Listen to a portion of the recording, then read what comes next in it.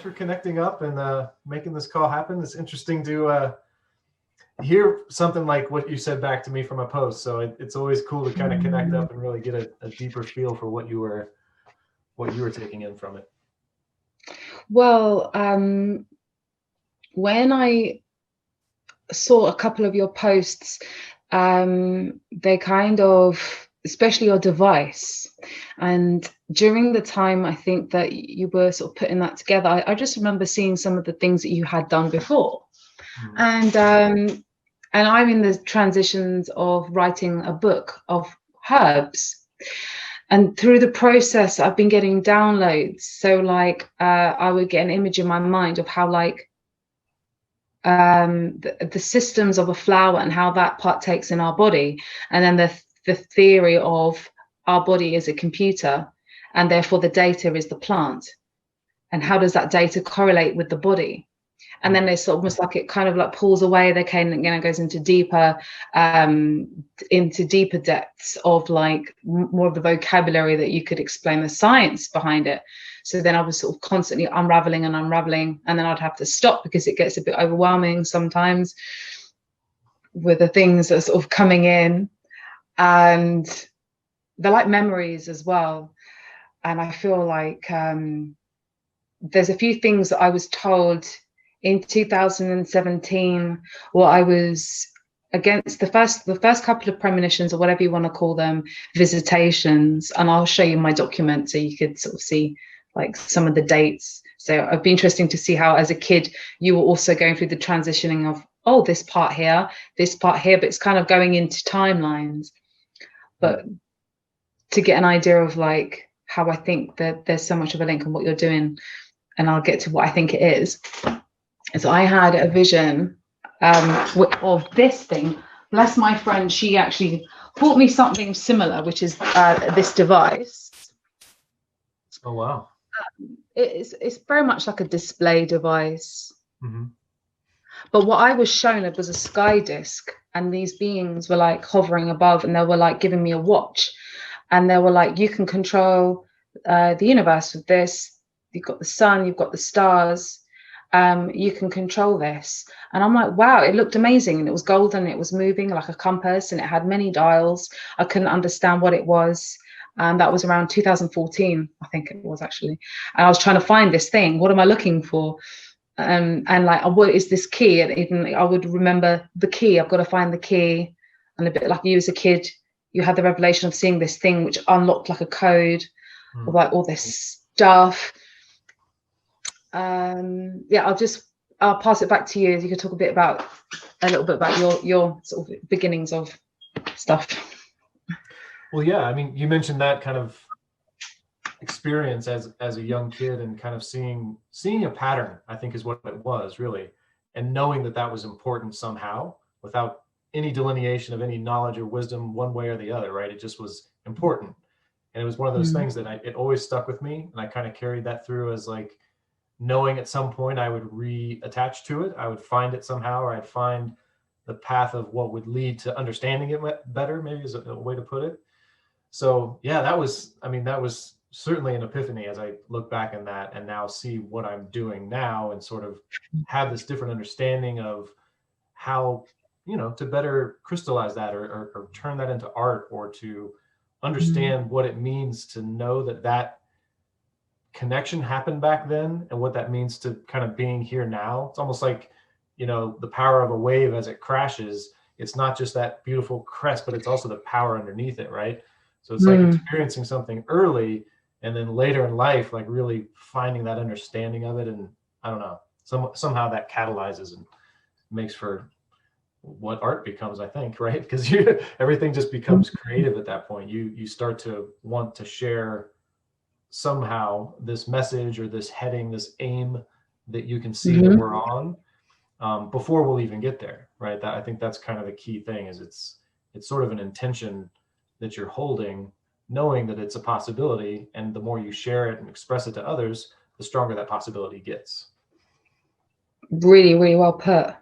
It's like the manifestations of what you've been creating has been around in a sense with the ancients for many eons, but it's been hidden, and it's in our memory. This stuff is in our memory to decode who we are. And I think that's been lost. And a veil of like a containment, or call it the matrix, knowing that when you pull the wool over our eyes and indoctrinate us into schools and institutions, we lose the connection to the fundamentals of who we are, and the codes of like what we represent, and that we are no further away from nature and all animals, and us being human. I don't believe we derive from apes. I don't feel that. I think that was just to put in there to show that we are, it's just my perception. You may believe it, I don't know. But like, I think that was almost like a dumbing down of showing what their theory of evolution was. But really, if you go further back, we go further back than what the apes were. You know, I do believe we go further back from that. I'll show you my little document. Okay, sure. Which, when I saw your device, I was like, I know what that is. All right, I'm ready for this. This is incredible. Go for it. And I probably am not the only one, you know, but let me just see if I can share screen. Sure. I think entire screen, share. Okay, so you should be able to see my screen now. Okay, yeah, I do. Yeah. I've got a small laptop screen, so it's not, I don't know. Hopefully you can see nice and clearly. Can I move this little thing with that? Yeah, I can. Right, so I'm working on this digitally, but at the same time, I will start from here, just to give you an idea of how it all started coming together. So know thyself, the awakening. So in mid-sleep, words are coming to me exhausted, but they are coming in. We began as a nation, a race of people had existed once before man, star children, a dawn before man existed, a race. Since the dawn of man, we were out here, and embedded within us was an activation of what we know as the Holy Trinity. The code of our existence was based on this. Within, what is within is without. We co-create, we make our existence. I looked at my hands and there were light. In all what I was seeing, I heard, that's maybe Star Child. Being called out as Star Child, seeing myself in pure golden glow of light, they call out like a whisper into my mind. Then I knew from there I started to realize who I was, who I needed to look out for signs and synchronicities. And like a key, we turn the clock, thus the information is revealed from the universe, as we are that consciousness, housing the messages and the blueprints of what makes us. These words were key activations and allowed me to hop onto the lily pads across over the pond, onwards to them find all of what had been given to me in this state of awakening. I kept searching and finding this information that linked, written as ancient wisdom of the lost worlds, but maybe not completely forgotten, only left to be remembered for us to continue to learn our human selves. So this was some of the codes, and they told me something about the Holy Trinity. I didn't quite understand what that meant. And that is the code of our existence. And then I'll go up here and I'll talk about the Holy Trinity. That line that you had about the keys being part of the keys, part of the lock. Yeah, right. Yeah. Thank you. So that was the illustration. I love it. I'm trying to think of which order to do this as well. Okay. And then, okay, a dream of empowering the mind. These are like this like I'm spoken to as well. Saw the flower in all walls, churches, flower of life. I've got to correct that. Fibonacci sequence, the formula, 0.3 measurement of the universe. It showed me the flower, and then it separated the pieces here as three-dimensional diagram from a side angle. Then front to see how it's put together. If you were given one shot in life and blew it, sabotaging the one thing that you only have one of, no MOT or renewal. Yes, you can rehabilitate and heal. Just realize one body is one mind. It's divine and beautiful, totally one of a kind. So then this is starting to break down some codes. Now, what you were doing with the Holy Trinity, right. I'm just going to go up to the part of where I'm connecting. So this is the stuff that I've been doing. When I saw what you were doing, I was like, holy crap. That's usually how it Oh, goes, right? There's a spark of like, oh wow, I've seen that. I know that we are seeing the same thing. Interesting. Oh wow, you've put in a lot of work here. This is great. Thank you. Yeah, this is like a few years, but in a few months of like work. So the Holy Trinity connection to all life is on Earth and the universe. Human was made, God, I have to correct, that's going to irritate me, made in the image of God, creator. See this image, see the pattern. It's the blueprint which everything is built upon. Every organic molecular structure, the building blocks, blueprint mapped out of our being in divine measurement. This is what they meant, that term. It was always based on nature, but was misinterpreted as an external being, God, in just a form like us, not as the flower known as the flower of life.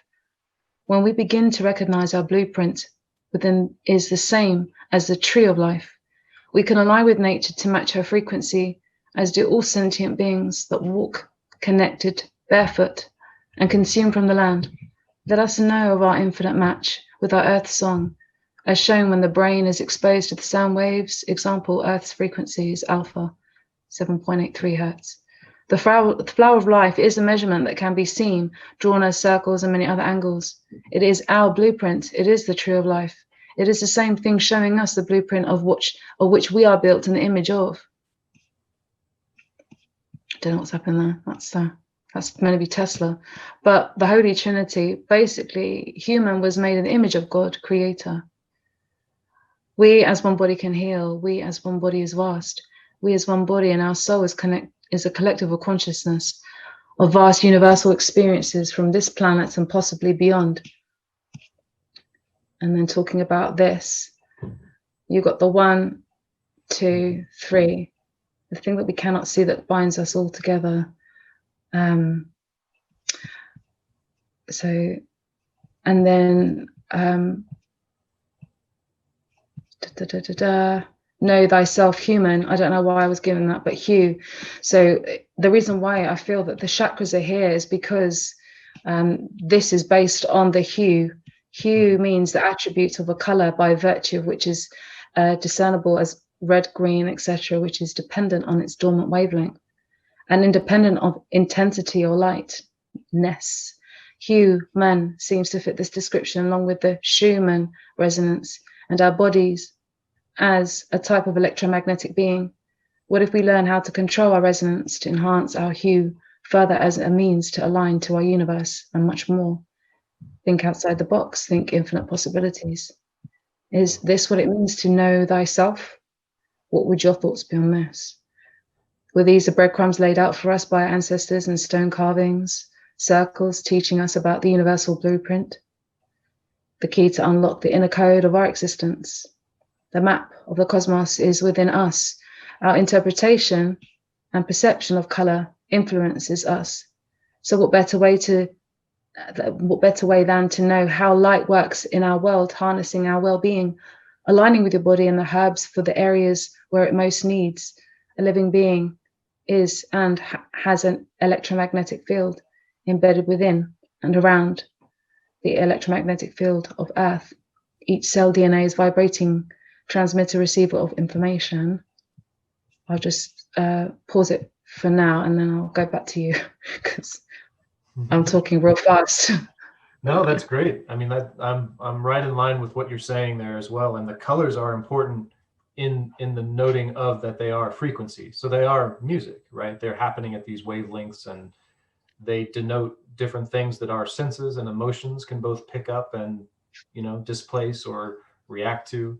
So yeah, that's very important. And we're seeing that more and more, how all this is one thing, right? It's just this understanding of an origin language to share it with each other better or more resolutely. But I completely love what you're doing. It sounds right up my alley with everything because it's really there's a dreamy quality to it in the same way that I see things, meaning it feels remembered more than it feels lived or known, right? It feels like a memory that we're supposed to know and clarify by just telling each other. I don't know. I connect to that very much in the way that you write and speak those words. Yeah, and your device is basically everything that we are. That you've created the flower of life in one object, and understanding it, it's almost like it's a vibration in itself. Like you've depicted that the device is us, of everything in one. Everything you've put together, it is us, and that is the map. That is the blueprint. That is what you've created. Yeah. Wow. That sounds amazing. There, I'll share this with you too.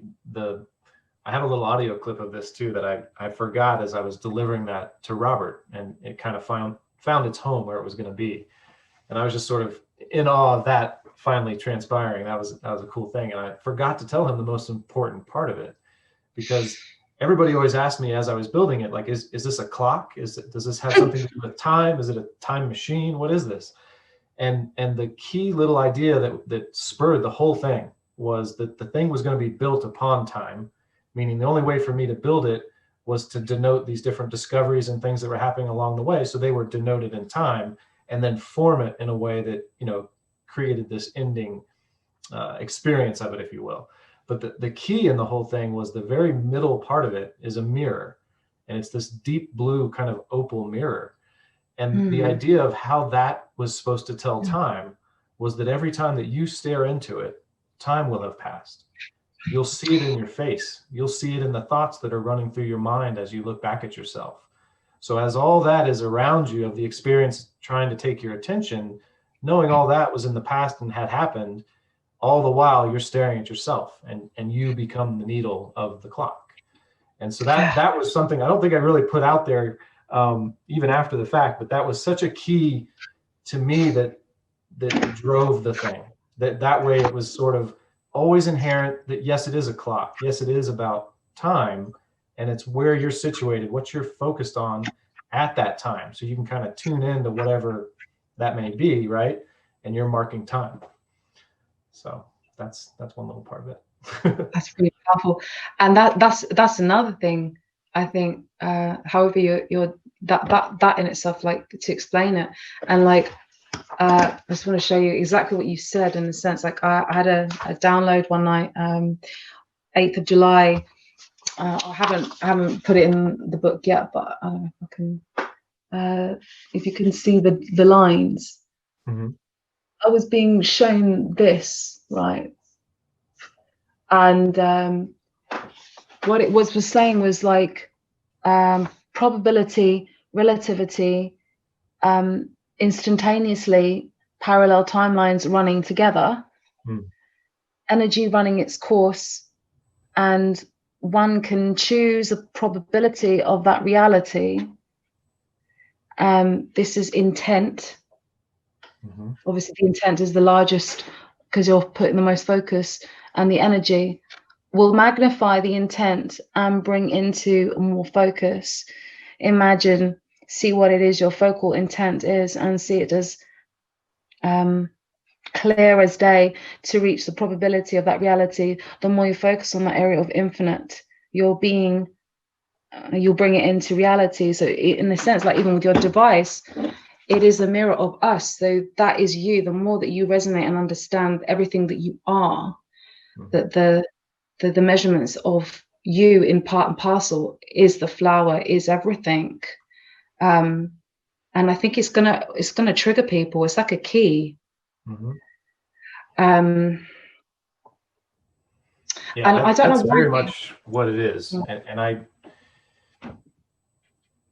the entire project itself is an interesting journey of what it all will become, because you as a creator, you know certain parts of it and you're aware of your arrangements, but you know that its life starts to live once it goes to where it's supposed to be, right? And in some respect, I know that path, I know that journey. That's what it's like putting a rock in a stream. That starts to divert the water a little bit, and that causes things down the right. So it's definitely one of those. So it's a key in a way of just displacement. It's just sort of, it's there for many, many reasons, and they're yet to be uncovered. That's kind of its point. I think it's going to go so deep. I think three-dimensionally, you created it so it kind of is interactive. But imagine making that so interactive that you can put a person in something. Mm-hmm. Where you have created a machine that is three-dimensionally in that field, where you could bring resonance and it's in perfect symmetry to our organs and things, where you can actually activate resonance like Dr. Raymond Rife, you know, with frequency and tone. Yeah. I don't know. I think you probably will get more stuff given to you. I don't know why. And you'll involve metal somehow, because depending on the tuning, like a tuning fork. Right. I'll give you an example of why I say that. Yeah, I've written notes in my notebook that are right in line with that. Being able to Really? do like a field sensing device that could be tonally, resonant and be even up, and then make ourselves, be able to be inside of it. Because that's where much of, the next level of healing and things will come from, is sound vibration and understanding these things in a deeper level for what's happening, both cellular and beneath, right? So that's interesting that you bring that up. I really do have a whole little section of my notebook that talks about that kind of stuff, because I'm interested in something like that being. Will, you've done this before. I know. Wow, I'm getting some weird, big, wom behind me.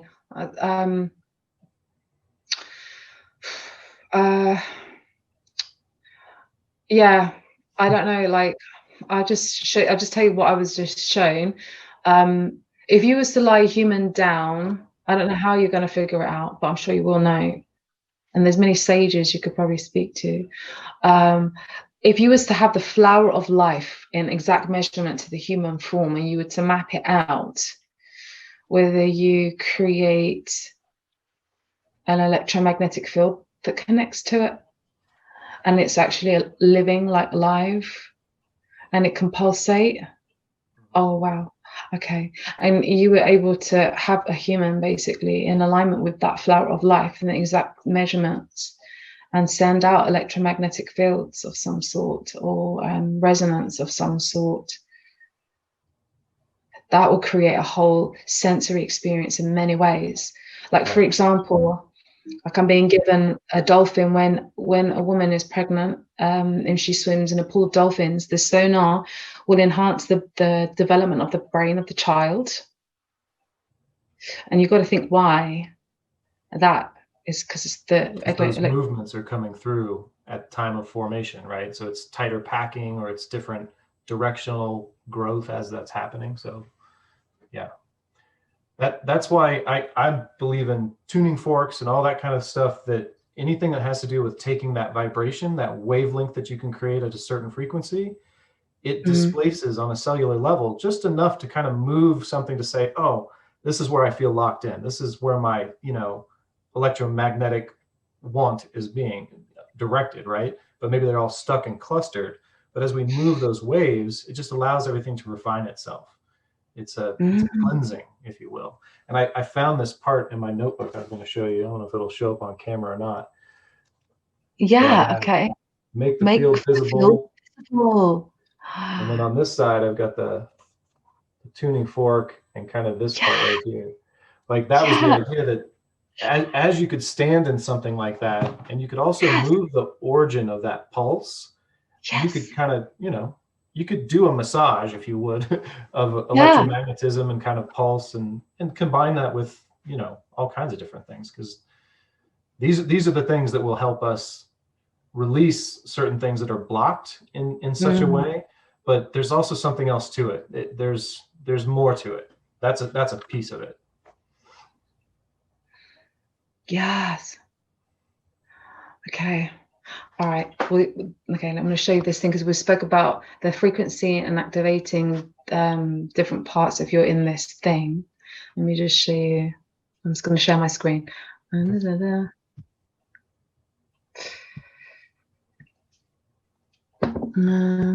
Okay. So these obviously frequencies that activate certain areas of the body. Don't know why it's gone like that. I think I need to refresh my page. This is me trying to explain it to those who obviously haven't come across it before, because people that will read, like, say, a herb book wouldn't expect this in there. Okay, it's not uploading these images, but this is the brain, an alpha brainwave. There's beta. Using the Silent by John Stewart. Read. So this is formation. This is, and then that would change our brain waves. Let me just, I'll get to this bit in a second. Where is it? Okay, yeah. So talk about light, so the spectrum of light. Where is my alpha? Maybe I missed it. This is interesting.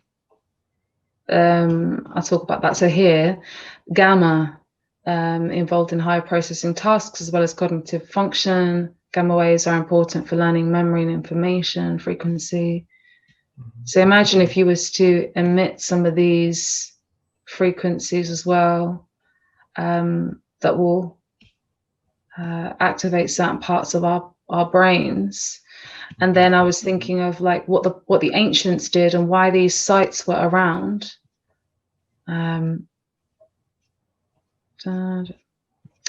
Here's Stonehenge, and it's kind of like built around the patterns of the flower of life. And I've got here is a flower of life depicted over the map of Stonehenge, and consider the Avebury site too, as they both are known to be placed upon a ley line in the UK. Ley lines are actually the lines of the telluric. Say that again. Energy pathing, yeah. Yeah. I've found out that the telluric electromagnetic fields of the Earth is highly charged on ley lines. So they knew this. And what if you could, by sitting in the area of the stone circle, hitting the tone to activate beta in the brain to further level your body's frequency to it? This map has a very detailed measurement to which we could use to help attune our consciousness. It seems to align, enhance our brain and body function for spiritual expansion to take place. These sites have been known for their sound enhancing activity and folklore of their mechanism. If you look at the images below, you will see the brain waves when certain frequencies are given to the human. The brain creates the field of energy that is coherent to the level of vibration that the body decodes, transmutes, and becomes a detective brainwave that achieves a level of mental, spiritual awareness that helps you control your energy field as well as your surroundings. Such as feeling highly attuned in your daily task will increase your level of activity to a high cognitive effect. Others will also feel it. Your enthused mood will heighten theirs, increasing positivity. I call this a form of altering current, something about alternating current between people's energy. See how we can communicate further with just by altering our state of consciousness. It's just a little thing. So you're like, your machine will be like that, really. Yeah, I mean, the correlations are very correct, right? Because if you're building anything within sacred geometry, you sort of already have an intent in a way, if you know what you're working with. And I think that's the thing of just continuing to build, and where you build and where that thing gets placed and the path that it is supposed to, you know what I mean? Like that to me is super interesting because of all the, these great monuments and these places of, energetic connection, if you will, are built as cathedral, as a way to displace sound in a certain way, or the incoming, outcoming vibration, as well as sound. So it's almost like we're going to wake up to this language that we already know and understand it more fully because of that ancient history that's there. Or may that even be our far, far future, so far back that we're seeing past it again. But those are those remembrances, right? And I think it's all there. It's all written mostly in stone, if you will, because the angles, the placements of these things, they all speak to something that was known. And that's what we're knocking on the door of again. I'm getting shivers. Yeah. Definitely knocking on the door of it again. And it's funny how we've been in sync, like synchronization in a sense. And I keep getting like someone's knocking, like, look this way, and I keep giving the heart. That's another thing. I keep being told something about the heart, Will. Something about the heart. And as a kid, I remember around 8 years old, I've got like a little drawing book. I always keep my drawings, and I don't know why. Probably like you, and I don't know if you ever dated. Did you ever date some of the stuff that you did?